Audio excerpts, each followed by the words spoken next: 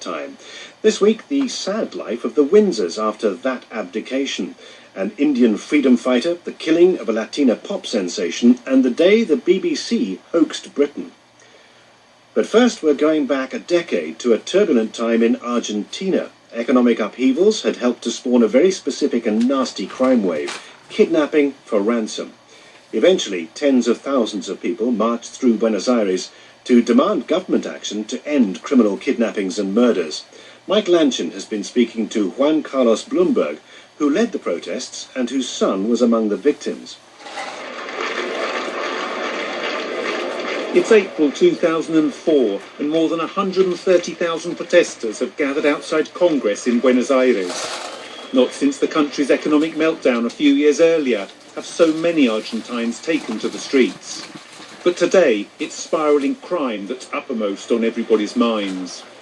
The problem here is not that there are criminals, but that we have police officers who are criminals. Laws need to be changed, especially those dealing with guns, gun carriage, and penalties related to these violations. On the stage in front of the crowds is Juan Carlos Bloomberg, a 59-year-old successful businessman, whose son Axel is one of the most recent victims. We're demanding changes, Juan Carlos says. Changes to the laws. Many changes. Bueno, yo nunca me imaginé que podía haber tanta gente. Yo nunca me imaginé. I never imagined there would be so many people there. We were all wearing T-shirts with Axel's face on it, and everyone carrying posters with Axel's photos. I was also amazed by how many other photos of other victims people were carrying, pictures and pictures of those who had died. It was less than 10 days since Juan Carlos had lost his only son. Estaba enardecida la gente. I remember people were furious. They wanted to go and burn down Congress, or burn down Government House. But I said to them, we needed to collect signatures, do things respecting democracy, take our proposals to the authorities. Argentina was once considered among the safest countries in Latin America. But by 2004, the number of kidnappings had risen dramatically. In many cases, the police were thought to be directly or indirectly involved. No one felt safe, but no one wanted to think that they or their close family would be among the next victims. Bueno, Axel era un chico realmente... Axel was a marvelous boy. He was such a happy young man. Axel Bloomberg was in his last year at university. In early March 2004, he'd celebrated his 23rd birthday. Just 2 weeks later, on the evening of March 17th, Axel ate supper with his parents at home and then left to drive the short distance to his girlfriend's house. But he never got there. Y cercano a las 10 menos 5... At about 5 to 10, his girlfriend called and asked why he hadn't arrived. Then someone called and said his car had been found on the street, but that Axel wasn't to be seen. So he went over to his girlfriend's house and asked if anyone had seen anything, but they hadn't. We called the police, and they said he must have been kidnapped. Now go home and wait. Wait for the call. They'll demand money. Try to keep them talking as long as possible so we can trace the call. But that first night, there were no calls, and the family waited with growing anxiety. At around 8:30 the next morning, the phone did ring. Llama un señor. It was a man, and he said he wanted to speak to my wife. But I said she can't come to the phone because she's too upset. So he said to me, we've got Axel, get the money together and we'll call again. So they called again and told us they wanted 50,000 pesos, I think. I said I wanted to speak to Axel, or have some sign that he was alive. And so he said to me, if you want a sign of life, okay, he said, cursing me. Then, if you want a sign of life, we can send you 3 of his fingers. That's what he told me. Over the next few days, the kidnappers called again, each time demanding more money. Juan Carlos did exactly what the police had told him to do, trying to give them enough time to trace each call, but without success. Each time those holding Axel would insult Juan Carlos and warn him not to get the police involved. Estaba sentado. I just sat there, day after day, hour after hour. Not eating or sleeping, just waiting for the next call. And did you always believe that they would hand him over? Sí, sí. Yes, I thought that I would pay up and they would eventually release him, yes. Eventually, Juan Carlos was given a place and a time to drop off the ransom money. But when he got there, the kidnappers didn't appear. They'd apparently been scared off by a police car nearby. They broke off all contact. We were at home all the next day waiting for news. Then at about 1:30 or 2 in the afternoon, someone came and told us that on the TV they said that the body of a young man had been found. And then at about 6:30 in the evening, the Attorney General came by and said, "I've got some bad news for you." Axel, lo mataron. They've killed Axel. Just like that, he said it. And so I asked, "Where is he?" And he said, "In the morgue, they're doing the autopsy." And so I went to the hospital with my wife, and he was there in a bag, and I opened up the bag, and I saw how he'd been beaten up. It was terrible. Terrible. Terrible. And I said, "Axel, I will find these people who did this to you." The family later found out that the same kidnapped gang had been holding another man who'd been released earlier that same day. He'd gone straight to the police, who then tried to track down the kidnappers. They failed. In the confusion, Axel had managed to escape his captors, but they soon caught him again. Scared that the authorities were now onto them, they beat the young man up and then shot him in the head. Y después vine a mi casa y estaban todos sus compañeros. When I got home that evening, all of Axel's friends were there. They were all crying. I looked at them and I said, "I haven't got Axel here anymore, but I will do everything I can so that the same thing doesn't happen to you."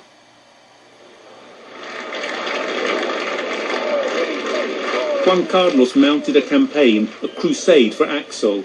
He met with the Argentine president and went to speak to Congress. He organised several more demonstrations and collected almost 5 million signatures to petition the government to come up with a proper security plan. Fue terrible los primeros meses. Those first months were terrible. I had flashbacks all the time, seeing Axel beaten and dead, lying in the morgue. I couldn't sleep. But I had vowed on the tomb of my son Axel, I had said I would fight back.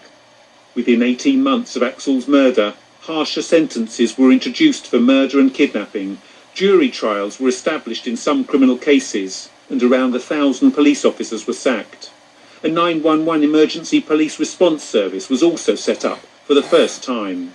In 2006, a dozen people were jailed for up to 20 years for the kidnapping and murder of Axel Bloomberg. Gradually, the crime wave in Argentina did drop.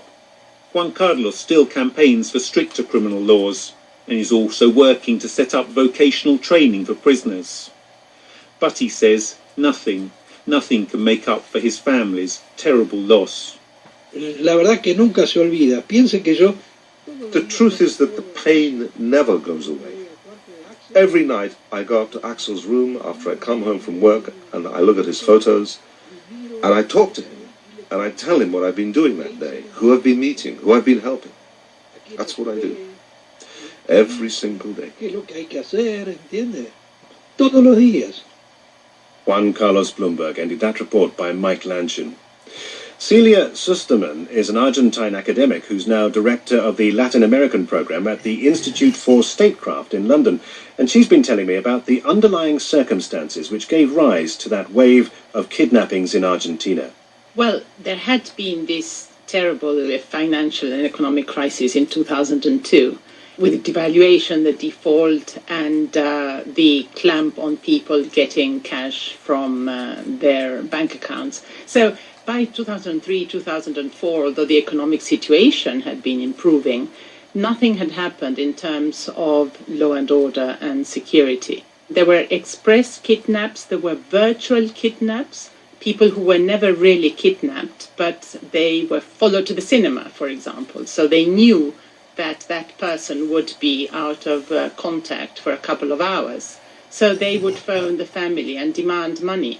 And the problem is that the police in Buenos Aires, both in the city of Buenos Aires and especially in the greater Buenos Aires area, have always been feared and have a terrible reputation for corruption and involvement in crime. But why exactly were the police quite so inept and corrupt at that time?